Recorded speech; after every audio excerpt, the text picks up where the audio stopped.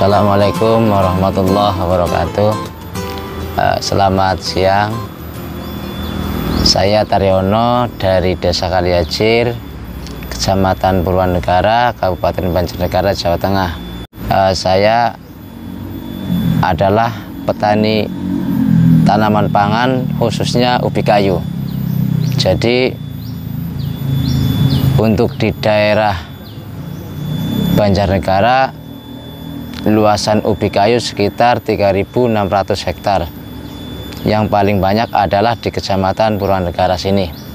Prospek tanaman ubi kayu di khususnya daerah Banjarnegara, Kecamatan Purwanegara tergantung harga.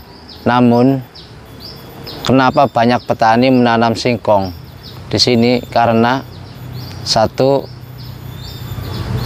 dari lahan dia adalah lahannya lahan tada hujan atau lahan kering.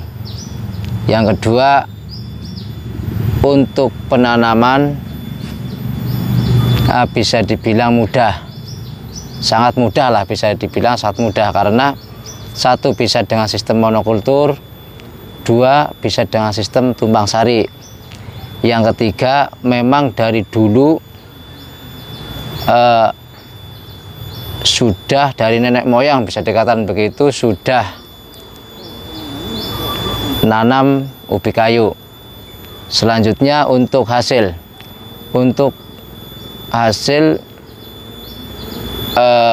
keuntungan. Kalau keuntungan itu sangat tergantung dengan harga.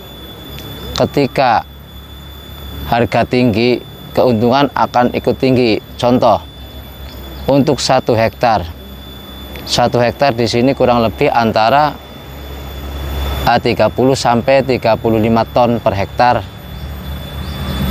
Tapi ketika harga itu di bawah 1.000, keuntungan petani minim, karena ubi kayu ketemu di modal itu di kisaran harga 800-an. Ketika harga ubi kayu di bawah 800, petani akan merugi. Untuk harga idealnya di kisaran 1.500, Mas. Idealnya di kisaran 1.500, karena apa?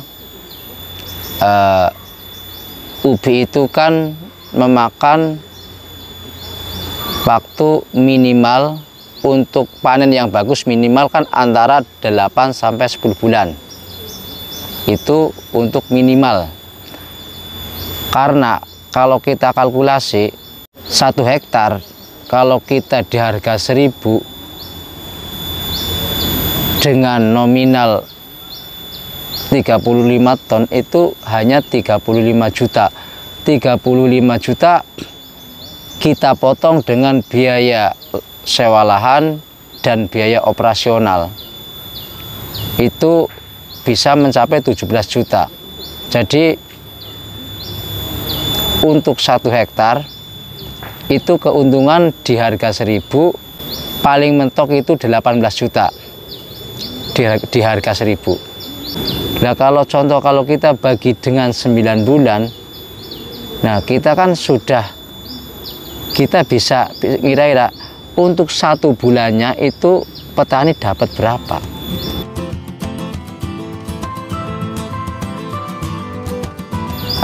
Kita yang pertama untuk varietas Cimangu, kita kerjasama dengan Indofood.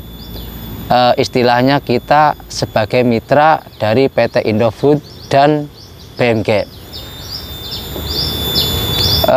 Di PT Indofood, kalau untuk Cimangu itu dibikin keripik singkong, varietas Lanting, varietas Dharma, dan yang lainnya itu kita kirim ke pabrik mokaf untuk bikin mokaf. Kalau kita dengan Indofood itu sangat menguntungkan, karena apa? Kita termasuk bisa dikatakan ada MOU atau kontrak harga, itu pun kontrak harga minimal. Jadi tidak ada kontrak harga maksimal. Ketika ubi kayu di pasaran itu naik, maka harga akan ikut naik. Jadi untuk petani itu sangat menguntungkan. Terus yang untuk dengan pabrik mokaf, kita juga ada MOU harga juga. Nah, karena kita termasuk MOU harganya termasuk di atas harga kalau kita jual ke pabrik AC. Kalau selama ini harga sebelum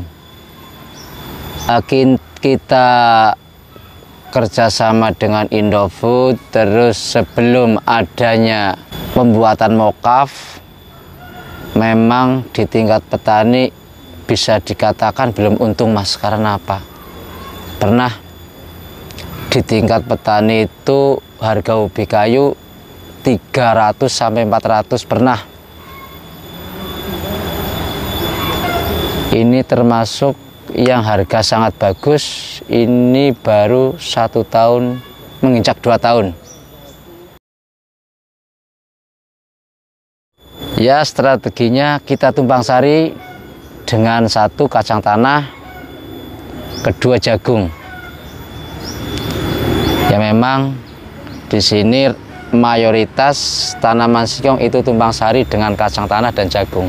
Karena apa? Dengan durasi umur singkong yang panjang, kalau kita hanya mengandalkan singkong, itu memang kita dalam 1 tahun kita hanya panen 1 kali. Tapi kalau ketika kita tumpang sari dengan kacang atau jagung, kita jadi panennya bisa 1 tahun 2 kali gitu. Sebelum full di tanaman pangan atau full di ubi kayu, dulunya saya adalah petani hortikultura, lebih spesifik lagi di cabai. Memang alhamdulillah 11 tahun saya menekuni cabai, bisalah buat modal petani. Tapi kok kenapa saya sekarang pindah atau menekuni ubi kayu atau tanaman pangan? Sebenarnya saya senang nanam horti, sangat senang. Tapi kenapa sekarang saya menekuni di ubi kayu atau tanaman pangan? Sebenarnya faktornya antara lain karena lahan yang ditanami cabai secara terus-menerus dia akan rusak dan harus diremajakan lagi. Sedangkan kalau untuk peremajaan lewat kita menggunakan pupuk kompos, terus pestisida nabati, atau kita menggunakan non kimia istilahnya, atau kita gunakan organik, itu akan sangat sulit. Karena saya sudah pernah mencoba 2 kali musim tanam menggunakan pupuk organik. Untuk pestisidanya kita menggunakan Pesnap, menggunakan nabati yang kita bikin sendiri. Tapi tetap kita sangat susah. Karena apa? 1, faktor tanah memang sudah rusak. Kedua, untuk hama dan penyakit kayaknya sudah endemik sekali. Jadi memang harus kita rotasi ke tanaman ubi kayu. Saya memang dulu bukan petani horti 100%, memang horti dan ubi kayu. Tapi memang untuk khusus untuk tahun ini 2 tahun 2 tahun tanam memang sekarang menekuni menekuni ubi kayu, karena bisa dikatakan untuk pemupukan di kimia atau di pestisidanya itu lebih sangat sedikit sekali. Malah kalau ubi kayu itu sangat bagus bila kita perbanyak pupuk kandang, bisa dikatakan organik lah, pupuk kandang perbanyak itu akan lebih bagus. Satu, di hasilnya juga bagus, di lingkungannya juga ramah lingkungan, bisa dikatakan demikian. Karena apa? Yang namanya manusia itu kan ya bisa beberapa faktor kita pertimbangkan antara lain kesehatan lingkungan, kesehatan masyarakat, lebih-lebih kesehatan pribadi memang harus kita jaga.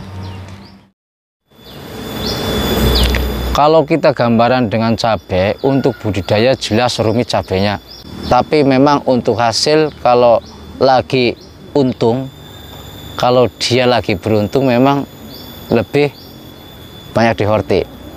Tapi yang namanya kembali ke rezeki, kalau strategi kita memang perlebar, perbanyak areal untuk tanaman pangan, untuk tanam ubi singkong. Kalau contohnya lah, kalau untuk 1 hektar kita bisa punya keuntungan 10 juta, taruhlah kalau kita nanam sampai 5 hektar, kita kan punya keuntungan 50 juta.